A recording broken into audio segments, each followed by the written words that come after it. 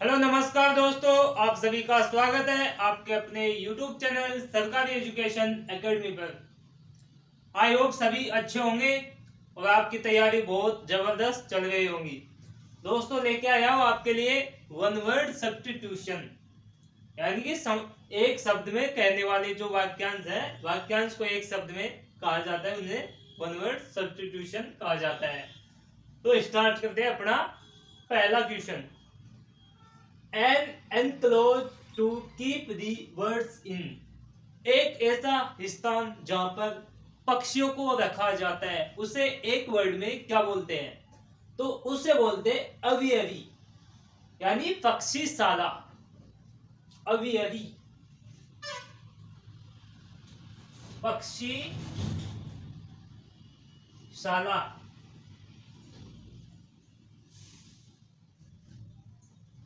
इसका अर्थ हो जाएगा अवियरी।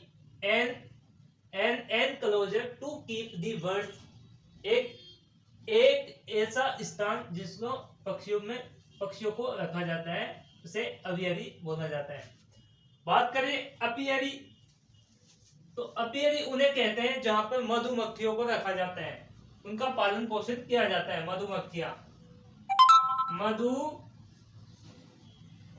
मधुमक्खियों को रखा जाता है।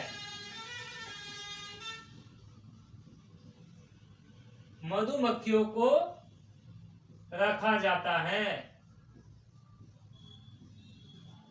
उसे अपियरी बोला जाता है। नेक्स्ट है स्टेबल। स्टेबल होता है जहां घोड़ों को पालन पोषण किया जाता है, घोड़ा घोड़ियों का, यानी कि स्टेबल।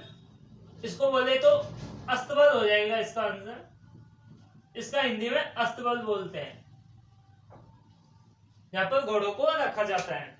नेक्स्ट है सेंचुरी। सेंचुरी हो जाता है अभ्यारण्य, लोयन का अभ्यारण्य, पक्षियों का अभ्यारण्य। तो सेंचुरी का अर्थ है अभ्यारण्य। नेक्स्ट है N inscription on A Tom stone in memory of the disease, यानी कि समाधियों पर जो लिखा जाता है उसे क्या बोलते हैं एक वर्ड में? तो उसे बोलते हैं एपिटेफ, यानी कि समाधि लेख। उसे बोलते हैं एपिटेफ, यानी कि समाधि लेख। समाधि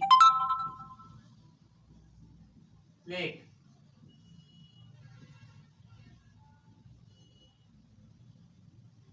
जो कब्र पर लिखा जाता है उसे बोलते हैं समाधि लेख।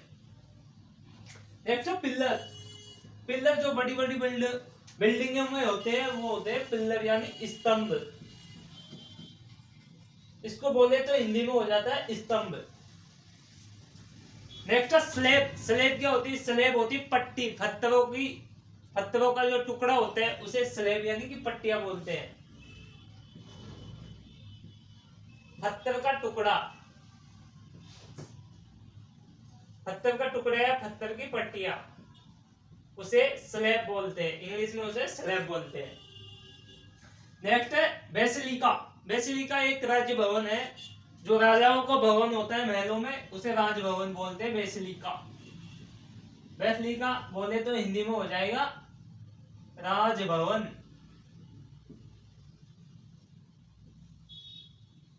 राजभवन इसको हिंदी में बोलते हैं। Next persons living at the same time, एक ऐसा व्यक्ति जो समकालीन हो, यानी कि एक ही समय में हो। जैसे पंडित जवाहरलाल नेहरू जी और महात्मा गांधी समकालीन थे, उसे इंग्लिश में बोले तो कंटेम्परेरी, कंटेम्परेरी उसे इंग्लिश में बोलते हैं, यानी कि समकालीन। तो ये हो जाएगा person living at the same time का आंसर हो जाएगा कंटेम्परेरी, यानी कि समकालीन, समकालीन।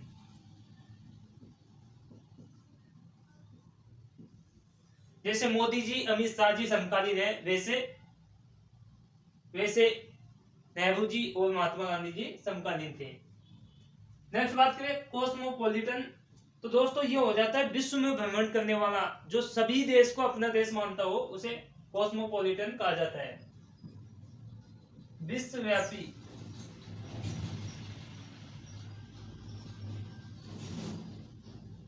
विश्वव्यापी यानी विश्व को भ्रमण करने वाला, यानी कि विश्व को अपने सभी देशों को अपना देश समझने वाला को कॉस्मोपॉलिटन कहा जाता है। यह है कंपेट्रियोट, यानी कि देश बंधु, सभी देशों के नागरिकों को अपना भाई बंधु समझता हो उसे कंपेट्रियोट, देश बंधु कहा जाता है। इसको हिंदी में कहेंगे देश बंधु, देश भाई या देश बंधु, देश भाई, कंपेट्रियोट। नेक्स्ट है कलीग्स, ये तो आप सब जानते हो, कलीग होता है सहकर्मी, जो ऑफिसों में जो साथ में काम करता है उसे बोलते हैं